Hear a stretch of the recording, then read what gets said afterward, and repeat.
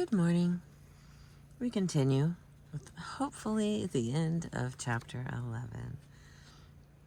The strategic use of Twirks. Twirks. Once again, we are about to run head on into the problem of ethics.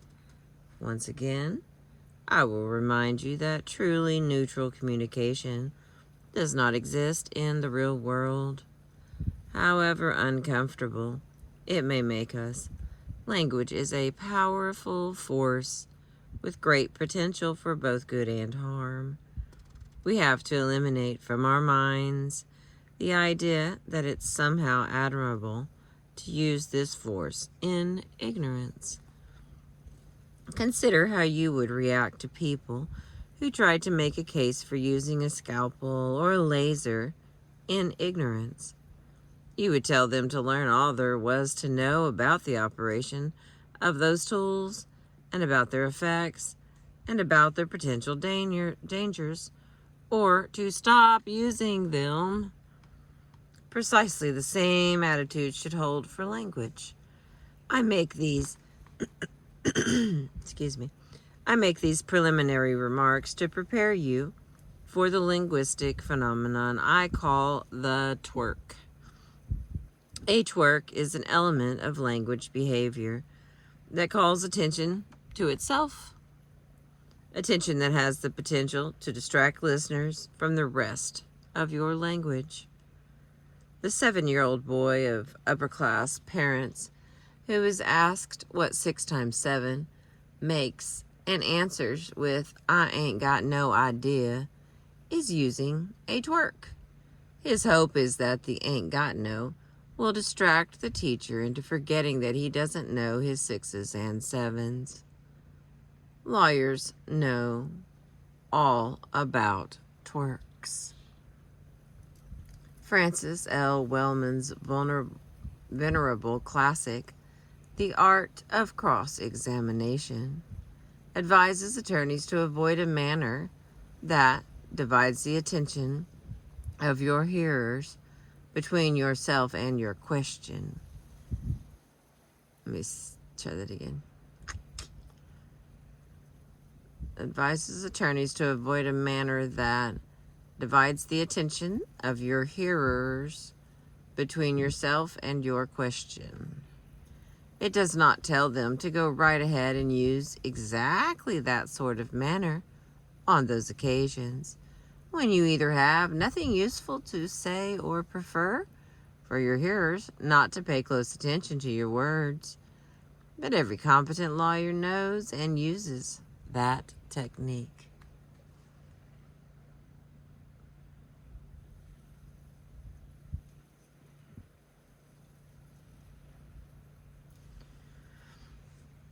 Twerks are a problem when they are used without conscious awareness. It's dangerous not to know that the speeches you prepare with such care go largely unheard because something about your language behavior keeps drawing the attention of your audience and interfering with their language processing. It's equally dangerous not to know when the same thing is happening with your written language.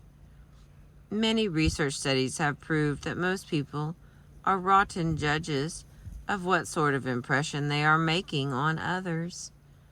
It is easy to go through life convinced that you're highly persuasive and believable, basing your actions on that conviction, and to be totally wrong.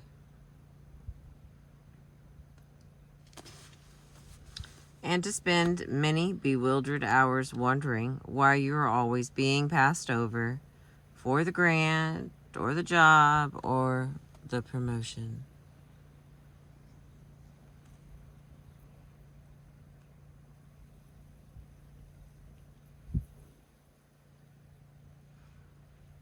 Okay. Much of the time, provided that your nonverbal communication is competent, the source of the error is not in your arguments or your examples, but in your twerks. No, twerk is inherently either positive or negative. It depends on the situation in which it is used. The incessant use of four-letter words, that would be the most negative of twerks in the company of most elderly women, may constitute your strongest signal for the meta message. I'm just one of the guys when you are in the locker room at the gym. Here are a few examples of twerks, both positive and negative, in effect, to clarify the concept.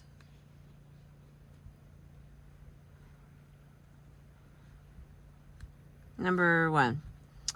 An unfashionable accent used to speak to a group that does not share it. For example, a Brooklyn or Queens accent used to speak to a group of American Southerners, or an Arkansas accent used to speak to a group of native New Yorkers.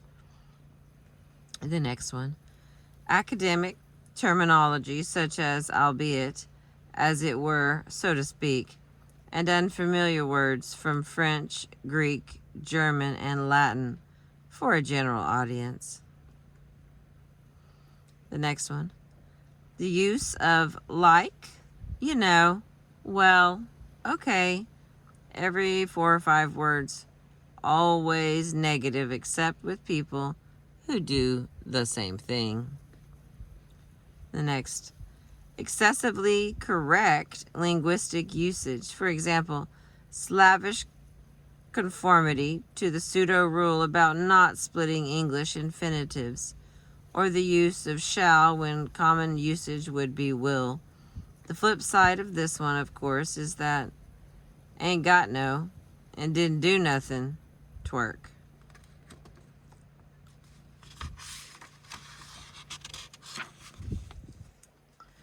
Don't really know which direction the sun's coming up. We've got a lot of clouds, and in my opinion, the sun's been coming up out of a different part of the sky. So we may have to readjust here in a minute, but we've got a lot of moving clouds, and this is where the birds fly through, so in case I miss it, I hope you get to see them. It would be a twerk to speak to a group while stark naked. No matter how superb your choice of words, nobody would hear them. And there are things that may seem enviable, inviolable, spectacular physical beauty, for instance, but that so occupy the attention of an audience that they make the speaker's words irrelevant. In the New York Times for August 23rd of 1987, Maureen Dowd reports of Congresswoman Patricia Schroeder that she has a tendency to call programs she does not like icky, sign her congressional mail with a smiley face, and punctuate thoughts with eye-rolling exclamations like golly and doggone it and yippee skippy. Not the perfect candidate that women hoped for, in the view of some. These tendencies are, of course, twerks, and they are interfering with Schroeder's effectiveness. That's not logical, but that is the point. Used without awareness, twerks can wreck your plans. Used strategically, they can be a valuable tool. A brief piece in Newsweek for July 2nd of 1984 on the Flat Earth Research Society by David Gates and Jennifer Smith commented on the group's written language twerks, describing a paper as written in the manner peculiar to neglected polemicists. Oh my gosh. Polemicists. I don't know. Liberal use of quotation marks, capital letters, and bold-faced type. Breathless. Shortages of verbs and articles, and plenty of involuted references and obscure allusions. I'm not reading that again. Anything that shows those twerky characteristics written by anyone is likely to be mistaken for the work of a neglected polemicist. and to elicit the same reaction that the Flat Earth Research Society elicits. This is a good idea only when you have found yourself obliged to write something that you don't want people to find persuasive. When a twerk has a positive effect, the meta message it carries is, I am one of you, or I am a member of a group that you feel admiration and affection for. It is noticed, approved, and forgotten, after which the rest of the message can get through. A twerk with negative effects says, I am not one of you. I am an outsider. Or I am a member of a group that you dislike and disapprove of. It goes on distracting people and interfering with communication long after it is noticed and disapproved. That's why professional newscasters are trained to use a variety of English called newscaster English that is intended to be as close as possible to a genuinely neutral accent, offensive to absolutely no one.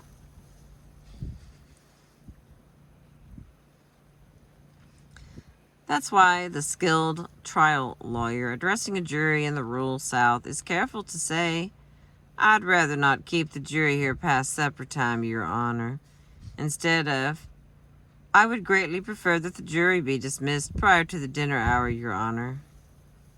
Anyone using audio and videotapes as models can learn to use twerk strategically in this fashion. The technique for doing so has been explained in Chapter 8. When I discuss this in seminars, people have no difficulty understanding how they would go about it. However, they do raise two objections that require discussion here. First, people will state that they simply do not believe any of this matters.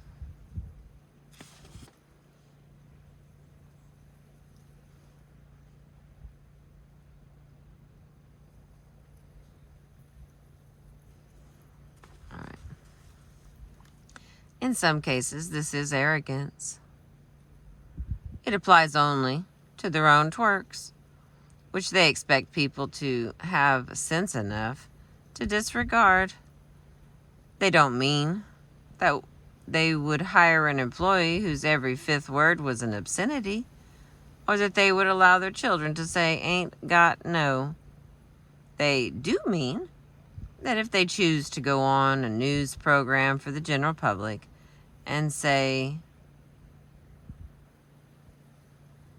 nephrolithiasis for kidney stone and myocardial infarction for heart attack, they don't believe the public has any right to find that boorish. Nothing can be done about this, and it's a waste of time to try. In other cases, it's ignorance, a genuine lack of information. This can be fixed. Second, people will state that using twerks deliberately for strategic purposes is lying. Their position is that using a twerk to transmit the message, I am one of you, when in fact you aren't one of the group addressed, is dishonest and unacceptable. When this actually represents a matter of principle, where the individual understands that it may well mean the loss of an election or a contract or a sale, and is willing to accept that rather than chance even the smallest deviation from uncompromising honesty. It has my immediate respect. However, such individuals are as rare as vegetarians who refuse to wear leather shoes, and they are going to have extraordinary difficulty functioning in the American professional or business environment, let alone politics or government. They have my respect and my sympathy.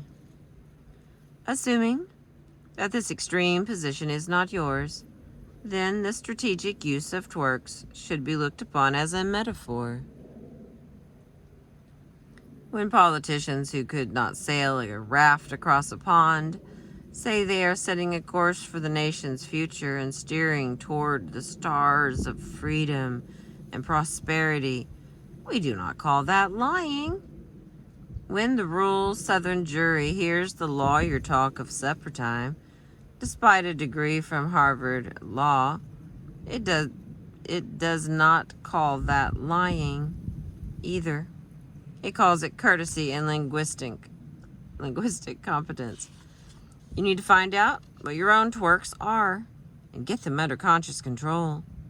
This isn't easy, and it's likely to take a lot of time, but it is well worth doing. It requires an objectivity about your own language that is hard to come by, and you may find it helpful to ask other people whose judgment you respect to help you. What you're looking for is elements in your speech or in your written language that have either a positive or a negative effect that is independent of content. Do you throw obscenities in, even every half dozen words or so? Do you have an unusual and distinctive accent?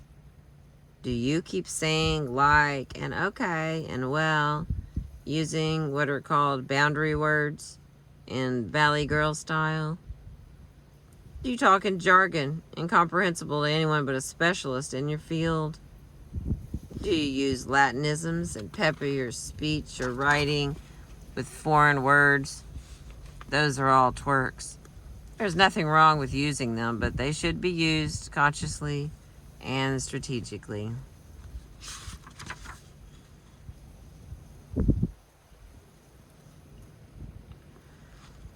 Among all the professionals, only 2 or 3 others can compare with political leadership in its demands that the individual be able to think one thing and yet within certain ethical and practical boundaries say something quite different.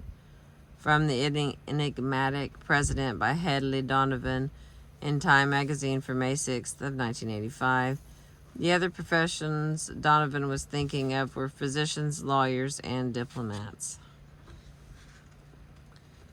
Finally, here it says, the case of Oliver North. Lieutenant Colonel Oliver North, testifying before Congress and by radio and television before the American people. I'll have to roll this up a little bit. Get windy. Windy up in here.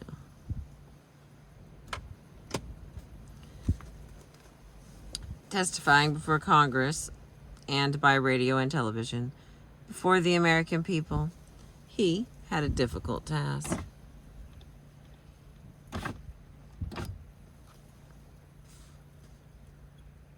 He had to sit there and say, yes, I lied many, many times. Yes, what I was involved in, covert operations, are by definition lies. But although my professional career has been based upon my ability to tell a lie well and convincingly without flinching, I am not lying now, and you must believe me. Many people would have thought this was not just difficult, but impossible. I suspect that for most of us it would in fact have been impossible, but North managed it. For one unforgettable week in July of 1987, the American public had an opportunity to observe Oliver North as he showed us what a great communicator really is. The American people are known around the world for their brief and fickle attention spans and their reluctance to attend to anything verbal for more than 5 minutes. Consider the boom in sales of rental videotapes when the television networks are airing the Republican and Democratic political conventions. But they were absolutely riveted to their television sets by Oliver North. They listened without benefit of musical score or special effects. They listened, seemingly enchanted, to speeches and to lectures and to sermons for 6 full days. There has not been within this generation's memory any comparable demonstration of the power of what was, after all, only talk. I am sure that if Lieutenant Colonel North, had been trying to hold his audience at gunpoint, it would not have worked nearly as well. What convinced the public that this man, a self-confessed liar and proud of it, should be believed was not his words. It was his nonverbal communication, a set of irresistibly appealing, deliberate twerks that drew the flood of telegrams demanding that Congress stop picking on him, and caused people to suggest, with considerable passion, that he run for president. North's testimony was set up in such a way that it offered people seriously interested in the power of language an opportunity for real research, a sort of laboratory experiment. In my own case, because I knew that the detection of lies is easiest when you hear only the voice, I listened to his testimony on National Public Radio before watching tapes of the televised version. And when it was all over, of course, I read the transcript. The results was astonishing. Long sequences that had sounded dubious at best on the radio and that were very weak in print were transformed by television into completely convincing language. The Marine uniform was part of it.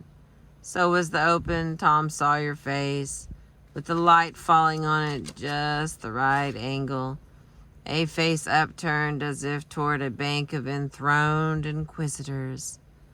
The lovely young wife, sitting demurely with folded hands and serene face, was a part of it.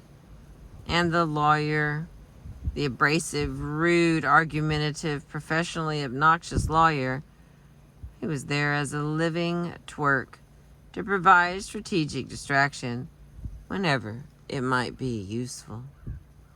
The United States Congress never had a chance.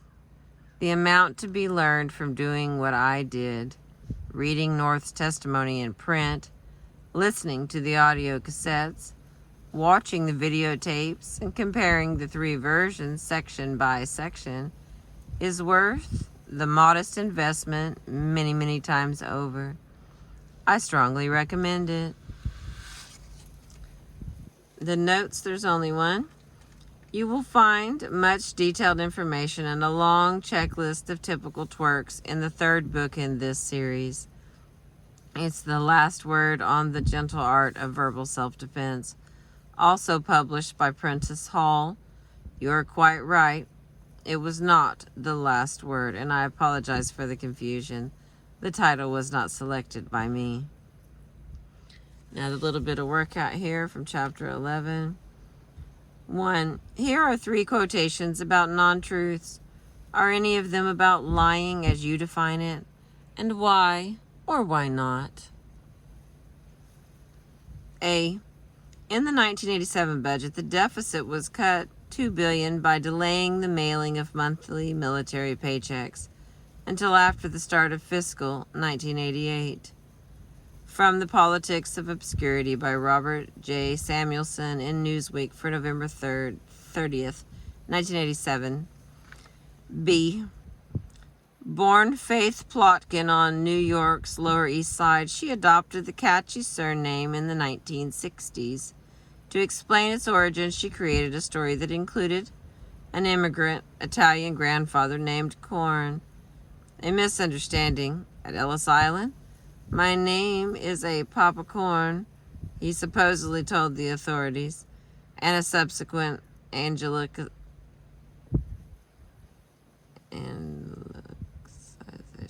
Holy crap.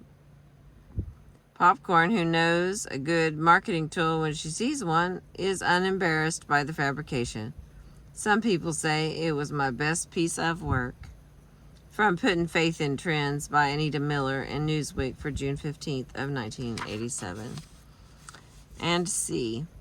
About PERT, P-E-R-T, all capital letters. a computer program designed especially for the Polaris mission project. PERT supposedly tracked such things as a contractor's scheduling, yet later analysis revealed that PERT was not in fact used to manage Polaris missile project schedules and costs. The admiral in charge of Polaris Department says Rob Kling was not concerned how PERT was used, only that its presence be visible. PERT served to sufficiently enhance the image of the Navy teams managing Polaris development, so that they were relatively unburdened by the scrutiny and intrusive demands of external review boards. From The Electronic Rorschach by Daniel Goleman in Psychology Today for February of 1983. Number 2.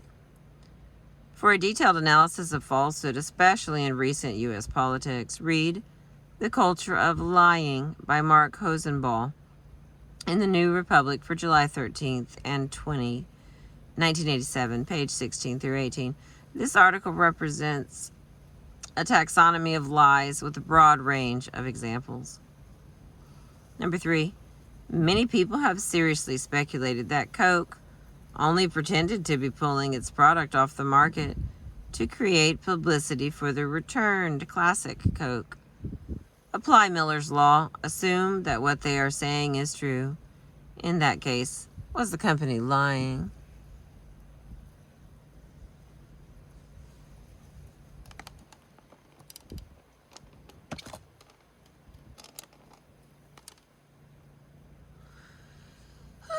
Okay. Number 4. There's only 6 here. Stay with me. From The Culture of Plagiarism by Ari Posner, The New Republic for April 18th, 1988. Washington is a ghost town. Practically everybody here who's somebody hired somebody else who's a ghostwriter to craft the words that get spoken or published. Hubert Humphrey elicited little more than amusement when he finished a campaign speech in 1972 by crisply folding his address into his pocket, then adding, "And now for a few words of my own." Why was it dishonest for Senator Joseph Biden to use words from speeches by Robert Kennedy and Neil Kinnock in his own speeches without crediting them, but okay to use a speechwriter's words that way? The words that Biden borrowed from RFK were in fact written by Adam Walensky, but nobody criticized the senator for failing to credit him. Does that make sense to you? Can you define plagiarism so that it's different in meaning from using a ghostwriter? Number 5. In Physicians Management's Office Tips, feature for May 1988, S. Clark Smith, MD, recommends that when you mention needles in front of patients, you call them the shortest needles. That way the patient doesn't have to hear the actual lengths, which are 5/8, 1 inch, and 1.5 inch, or the words long, longer, or longest. This is a good example of finding a way to say something that conveys the message, is not false, and avoids a potential problem. In your own experience, is there something perceived as unpleasant that you could launder linguistically in a similar way? Number 6 and final one. From Pee-wee's Big Adventure, an article about Senator Paul Simon in The New Republic for October 5th of 1987. Simon has turned his appearance into an asset. He has skillfully exploited his looks to drive home 2 overarching points about himself. He is trustworthy, and he is authentic. An authentic liberal Democrat in this case. His looks: he wears drab blue suits, bow ties, and horn-rimmed glasses, are a metaphor, one he invokes relentlessly. In speech after speech, he mentions the bow tie and glasses. His tactic is gimmicky, but it works. Here we have an example of a politician using a twerk deliberately and strategically. Can you think of other examples? And we have 2 site bites here. Regular listeners to Reagan's speeches notice how he can make his voice catch as if at some sudden emotion at exactly the same poignant phrase in his repeated tales. From the Reagan Play-by-Play Still Plays by Francis X. Kleins in the New York Times for March 31st of 1985, would you consider this technique of Reagan's to be an attempt at deception? And the very, very final one of chapter 11. Number 3.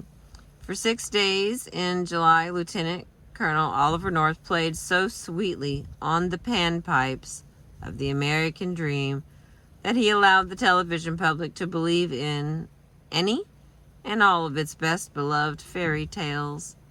The truth of what he was saying didn't matter as much as the timbre of his voice or the tears in his eyes. The audience could choose to see in his performance what it wished to see. From Notebook, Landscape with Trolls by Louis H. Lapham in Harper's for September of 1987. Thank you. That is the next to the last chapter, Success with the Gentle Art of Verbal Self-Defense by Suzette Hayden Elgin. We have chapter 12 called The Reality Bridge next, and then we will have finished this book together. I appreciate you listening. Thank you.